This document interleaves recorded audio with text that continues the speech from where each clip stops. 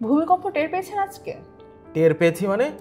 অর্ধেক ঘুমের অবস্থায় ছিলাম, উঠবো উঠবো করছি, এমন ভাবে খাট কাঁপা শুরু করলো আর চারিদিকে ঝমঝম শব্দ। তুমি কি করতেছিলা?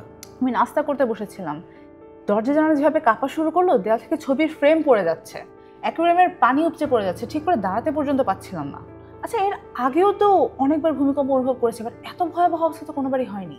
না, এটার একটা কারণ আছে। এইবারের যে ভূমিকম্প, এটার কেন্দ্রস্থল খুবই কাছে, ঢাকার নরসিংদীতে।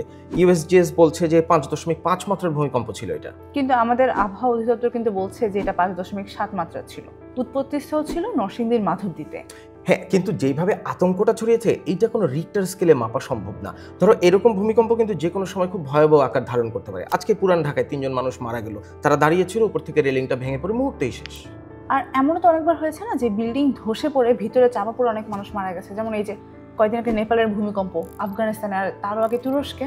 এগুলো খুবই ট্রমাটাইজিং, মানে অনেক সময় মানুষ আতঙ্কিত হয়ে যায়। আজকেও তো দেখলাম না মানুষ কিভাবে তড়িঘড়ি করে বাসা থেকে বের হয়ে আসছে। হ্যাঁ, কিন্তু এরকম তাড়াহুড়া করা কিন্তু একেবারেই উচিত না। প্রথম কাজই হচ্ছে আপনাকে ঠান্ডা থাকতে হবে। কিন্তু সবাই যখন প্যানিক করে তখন মাথা ঠান্ডা রাখাটা খুব মুশকিল হয়ে যায়। আর তার থেকে বড় কথা, আপনি যদি উপরে কোনো একটা ফ্লোরে থাকেন, তখন আপনি যখন নামবেন তখন কিন্তু সিঁড়ি কিংবা লিফট কোনোটাই কিন্তু ব্যবহার করতে পারবেন না, কারণ ওই দুইটা জায়গায় সবচেয়ে বেশি অনিরাপদ। সবচেয়ে বেস্ট হচ্ছে শান্ত হয়ে টেবিল কিংবা ডেস্ক এরকম কোনো কিছুতে মাথা দিয়ে ঢেকে রাখা, আর বিছানায় থাকলে বালিশ দিয়ে মাথাটা ঢেকে রাখা। হ্যাঁ, তা যদি আমার টেবিল কিংবা ডেস্ক যদি শক্ত হয় তখন তো, তাই না? আর এটা না হলে যেটা করতে পারেন যে আপনি বিমের নিচে আশ্রয় নিতে পারেন কিংবা পিলারের কাছে। বাংলাদেশের দুর্যোগ ব্যবস্থাপনা মন্ত্রণালয়ের একটা গাইডলাইন আছে কিন্তু ভূমিকম্পে কি করা যাবে কি করা যাবে না, এটা ওয়েবসাইটে গেলেই পাওয়া যাবে। হ্যাঁ, দেখেছিলাম। সেখানে আরও কিছু নির্দেশনা ছিল, যেমন আপনি যদি ঘরের বাইরে থাকেন তাহলে গাছ, উঁচু বিল্ডিং কিংবা বৈদ্যুতিক খুঁটি এগুলো থেকে দূরে থাকতে হবে, অর্থাৎ খোলা স্থানে থাকতে হবে। আচ্ছা, আফটার শকের তো একটা ভয় থাকে, তাই না? তা তো থাকেই। ধরো একবার ভূমিকম্প হয়ে থেমে গেলে এরপরে তুমি যখন বিল্ডিং থেকে নামবে তখন অবশ্যই সিঁড়ি দিয়ে নামতে হবে, কোনোভাবেই ধরো লিফট ব্যবহার করা যাবে না।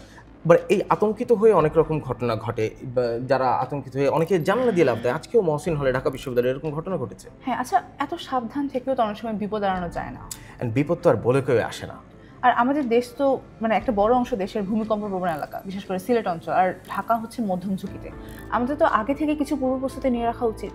পূর্ব প্রস্তুতি তো বটে, মানে বিপদ আসলে বোঝা যায় পূর্ব প্রস্তুতির কি প্রয়োজনীয়তা। ধরো এরকম ভূমিকম্প যেহেতু হলো, তুমি আলমারির উপরে কিংবা উঁচু জায়গায় ছবির ফ্রেম এমন কিছু রাখবা না যেটা ভূমিকম্পের সময় মাথার উপর পড়ে তুমি আঘাত পাইতে পারো, কিংবা ধরো ঘরে এমন কিছু ফার্নিচার রাখা শক্ত, ভার বহন করতে পারে, এরকম কোনো ফার্নিচারের ব্যবস্থা ঘরে রাখা উচিত। আর আমাদের ফার্স্ট এড বক্সও রাখা উচিত, টর্চ লাইট রাখা উচিত। এটা আসলে শুধু ভূমিকম্পের জন্য না, যে কোনো ধরনের বিপদের জন্যই কাজে লাগে। ফার্স্ট এড সবসময়ই লাগে, কিন্তু ধরো যে কোনো রকম বিপদ আপদে 1 নাম্বার থাম্ব রুল হচ্ছে মাথা ঠান্ডা।